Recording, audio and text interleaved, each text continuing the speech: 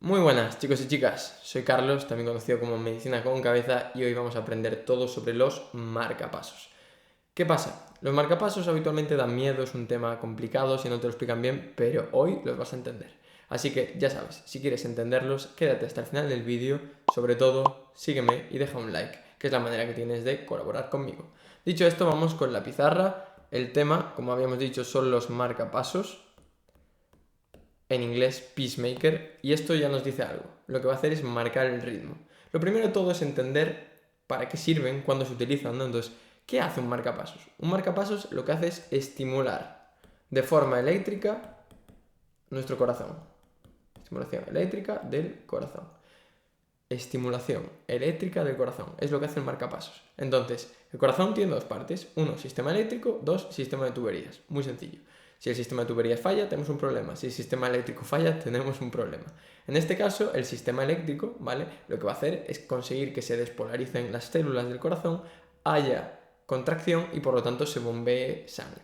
¿Qué pasa? Que el sistema eléctrico, como el sistema eléctrico de la casa, que se puede ir a la luz ahora mismo, puede fallar. Y en esos casos es cuando utilizaríamos un marcapasos. Hay diferentes tipos, veremos los principales, pero quiero que entendamos eso. El marcapasos hace estimulación eléctrica y así lo que consigue es que haya contracción y se bombee sangre. Esa es la finalidad. Entonces, ¿cuándo lo vamos a usar? Cuando haya problemas del sistema eléctrico del corazón. ¿Cómo funciona? Pues para que nos entendamos, es una especie de pila con cables, que lo que va a hacer es estimular diferentes cavidades. Entonces, una pila, un generador que tiene un cable, ese cable se mete habitualmente en aurícula derecha y ventrículo derecho, aunque también puede ir hacia el ventrículo izquierdo en el caso de los resincronizadores, pero eso es más complejo. Habitualmente aurícula derecha, ventrículo derecho, y ahí lo que va a hacer es dar estímulos a unas determinadas frecuencias que vamos a elegir nosotros para conseguir que haya una estimulación eléctrica y que el corazón, por lo tanto, bombee a la frecuencia que nosotros mandemos. Entonces, ¿tiene sentido ponerme a mí un marcapasos? No, porque mi corazón en principio está sano. ¿Tiene sentido ponerle un marcapasos a un señor de 90 años que su corazón, su sistema eléctrico ya está deteriorado y hay veces que no funciona? Sí, ese sería el tipo de paciente a lo mejor en el que se le pondría. El corazón funciona normal, bombea bien la sangre, pero claro, si no tiene estímulo eléctrico para generar la contracción, no se va a contraer y podemos morirnos. Entonces, una pila con cables habitualmente van a la aurícula derecha y ventrículo derecho, tiene mucha lógica. ¿Por qué? Porque la aurícula derecha drenan las venas cavas, son venas, es fácil acceder a ellas. Al lado izquierdo tendríamos que acceder a través de la aorta, que es una arteria, podemos tener muchas complicaciones, por eso se suele ir al lado derecho. Bien, aurícula derecha, ventrículo derecho. Y ahí ponemos unos cables.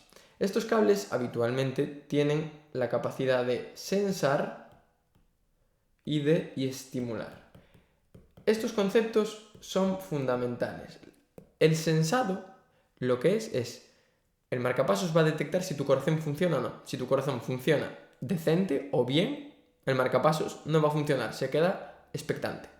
Si el sensado detecta que tu corazón falla, o bien que está estimulando a frecuencias malas, o bien que directamente no está estimulando como si fuera un bloqueo V completo, una sistolia, etc., ahí entraría el marcapasos. Esta capacidad es fundamental. ¿Por qué? 1. Si el marcapasos no estimula, ahorra batería. Nos interesa, porque cuando se acaba la batería hay que recambiarlo. 2. ¿Cuál es el ritmo para el que está diseñado tu cuerpo? El ritmo sinusal, el ritmo propio. Yo prefiero que mi cuerpo funcione con mi corazón normal que con un marcapasos, porque el marcapasos al final está estimulando desde el ventrículo derecho, que no es fisiológico. Entonces, si sensa actividad normal, el marcapasos no entra, nos gusta. Si detecta algún problema, marcapasos lo sensa y entonces entra. Vamos a ver rápidamente los tipos de marcapasos en función de los cables, ¿no? Y vamos a entender ciertas cosas. Por ejemplo, si tenemos una enfermedad del nodo sinusal, es decir, una persona que en principio va bien, pero que a veces el nodo sinusal deja de mandar estímulos, es decir, falla el sistema eléctrico, no hay estímulos y durante ese tiempo que no hay estímulos, que puede ser un segundo, 2, 3, 5, no hay estímulo en la aurícula y no hay estímulo en el ventrículo, por lo tanto no se bombea sangre. En la enfermedad de nodo sinusal ese es el problema. El nodo sinusal durante X periodo de tiempo no manda estímulos y no hay bombeo de sangre. Ahí, en función de diferentes criterios, habitualmente si son más de 3 segundos lo que tarda en haber otro nuevo latido, sí que pondríamos un marcapasos. ¿Por qué? Para conseguir que la aurícula mande estímulos a través del nodo V al ventrículo y haya sístole efectiva, se bombee sangre. En este caso, estamos diciendo que el problema está en el nodo sinusal, que está en el techo de la aurícula derecha, ¿no? En un principio el problema está aquí, por lo tanto, ¿cómo solucionaríamos esto? Poniendo un marcapasos que estimule la aurícula derecha, que estimule las aurículas, ¿no? Esto se puede hacer, sería simplemente en un corazón, esto es el lado derecho, poner un cable aquí. Bien, ¿qué pasa, por ejemplo, si tenemos una fibrilación auricular? Una fibrilación auricular persistente, es decir, que ya lleva 3 años en fibrilación auricular y que no revierte a ritmo sinusal.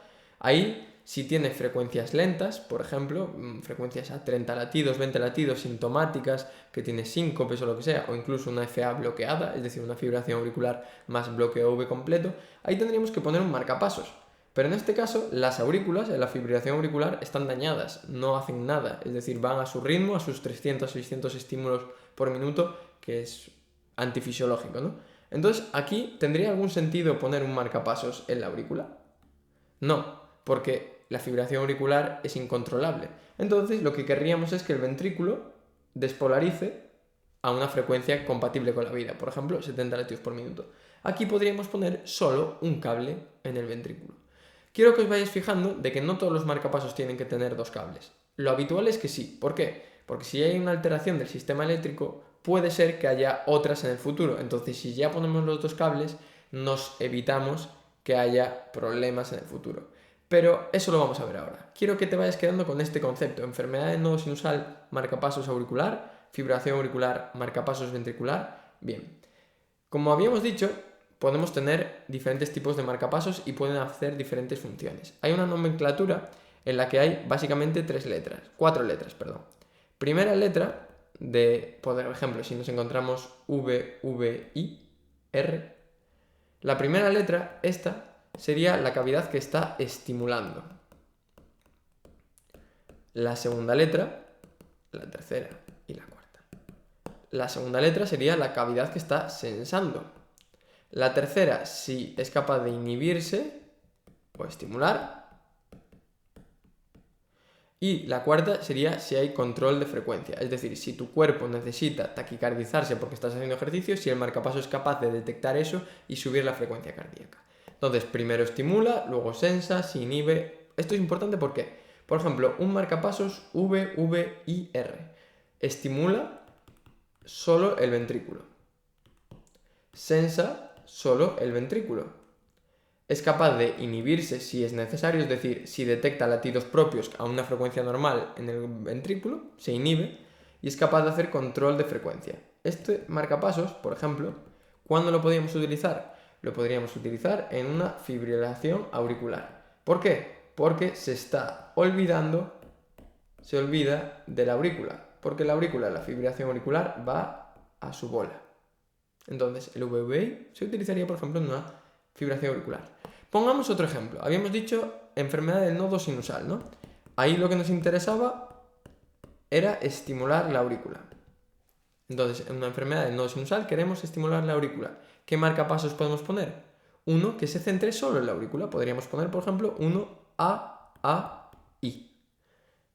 Estimula la aurícula, sensa la aurícula y se inhibe. Por ejemplo, que hay un momento en el que el nodo sinusal deja de estimular 2 segundos. Nodo sinusal no estimula. ¿Cómo funciona? Pues primero el marcapasos lo sensa. Ve que no funciona. Segundo, el marcapasos entra y estimula. Y así con los siguientes latidos. Va haciendo esto progresivamente.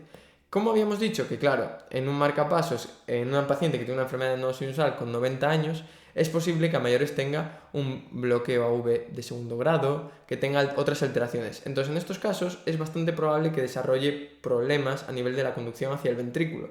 En este caso, no pondríamos un solo cable habitualmente, se pondrían 2. Se pondría uno que va a la aurícula y otro que va al ventrículo, para que si en algún momento se deteriora esa conducción, ya tengamos listo un cable de soporte. Entonces, hemos dicho que podemos ser, ¿no? Aurícula, ventrículo. Y hay un truco. También puede ser los dos. Puede estimular ambas cavidades, puede sensar ambas cavidades. Para esto, evidentemente, necesitas dos cables. Y vamos aquí a una última pantalla en la que, por ejemplo, si tuviéramos este marcapasos, solo así, en rojo, este sería, por ejemplo, AAI, solo se centraría en la aurícula. Si tenemos este marcapasos en azul, este, por ejemplo, sería VVI, se centra solo en el ventrículo. Y si tenemos el rosa, este, por ejemplo, podría ser DDD. ¿Por qué? Estimula los dos, sensa los dos y es capaz de inhibirse y a la vez actuar, disparar. T de trigger, de disparar, ¿vale? Incluso podría hacer control de frecuencia. Este dibujo es clave, ¿de acuerdo? Por ejemplo, marcapasos AAI, ¿dónde lo utilizaríamos? En una enfermedad del nodo sinusal.